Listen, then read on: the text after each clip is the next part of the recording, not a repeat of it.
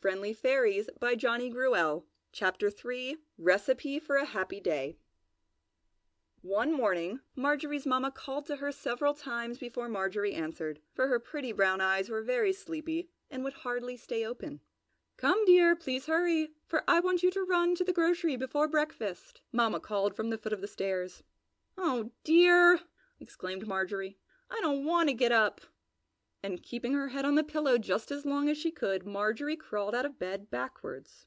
Her clothes were scattered about the room and her stockings were turned inside out. Her dress would not fasten and she cried so that mamma had to come upstairs and dress her. Now you see Marjorie's day began all wrong, for everything started topsy-turvy. "Now hurry, dear," mamma said, as she handed Marjorie the basket. Marjorie slammed the door as she went out, and she was so cross she did not notice the beautiful sunshine, nor hear the pretty songs which greeted her from the treetops. "It's so far to the old store," Marjorie grumbled to herself, as she pouted her pretty lips and shuffled her feet along the path. "Hello, Marjorie!" laughed a merry voice. Marjorie saw a queer little elf sitting upon a stone at the side of the road. His little green suit was so near the color of the leaves Marjorie could scarcely distinguish him from the foliage. He wore a funny little pointed cap of a brilliant red, and sticking in it was a long yellow feather. 2 long hairs grew from his eyebrows and curled over his cap. He was hardly as large as Marjorie's doll Jane. "Who are you, and where did you come from?" Marjorie cried, for she thought him the most comical little creature she had ever seen. "Why, I'm Mary Chuckle from Make-Believe Land," replied the elf. "And aren't you very cross this lovely day?" "I did not want to get up," cried Marjorie, "and I just hate to go to the store. It's too far." She dropped her basket on the ground and sat down beside the elf on the large stone. "Isn't it funny?" laughed Mary Chuckle. "There are hundreds of children just like you who make hard work of getting up when they are called in the morning and who remain cross and ugly all day long." "I really do not mean to be cross, but I just can't help it sometimes," Marjorie said. "Oh, but indeed you can help it, Marjorie," the elf solemnly said as he shook his tiny finger at her nose. "And I am going to tell you how. First of all, when you awaken in the morning, you must say to yourself, 'Oh, what a lovely, happy day this is going to be.' Then raise your arms above your head and take 3 long, deep breaths.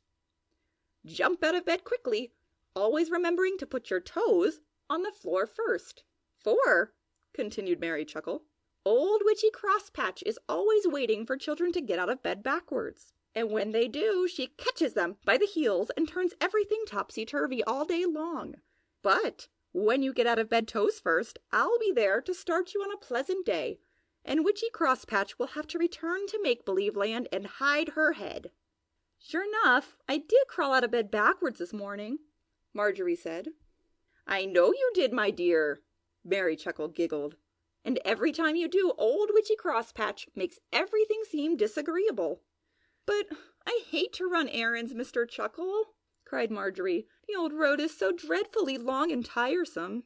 "But the longer the road, the more happiness you can find along the way, my dear," Mary Chuckle replied, quick as a wink, his little eyes twinkling brightly. "If you look up at the blue sky and the beautiful sunshine and sing with the birds as you run along, you'll find the road seems too short, and you'll be back before you notice it. Just try and see." So Marjorie looked up the road with a smile, and sure enough it did not seem far to the store. And when she turned around, she was sitting upon the stone alone. The little elf had suddenly disappeared.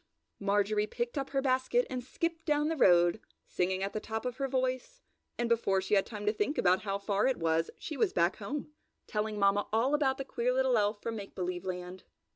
"You haven't been away long enough to stop and talk with anyone on the road," laughed Mamma. "Are you sure you have not been dreaming?" Marjorie wondered if it really had only been a dream. But the next morning, when the golden sunshine peeped through her bedroom curtains, Marjorie did as Mary Chuckle had told her the day before. First of all, she woke up and cried, "Oh, what a lovely day this is going to be!" Then she took 3 long, deep breaths. And then she jumped out of bed quickly, right on her toes. And sure enough, old Witchy Crosspatch had to go back to Make-Believe Land and hide her head. So Marjorie spent a lovely, happy day with Mary Chuckle. "I hope all children will hear of my recipe for a joyous day," said Mary Chuckle. so that each day for them can be filled with sunshine and happiness.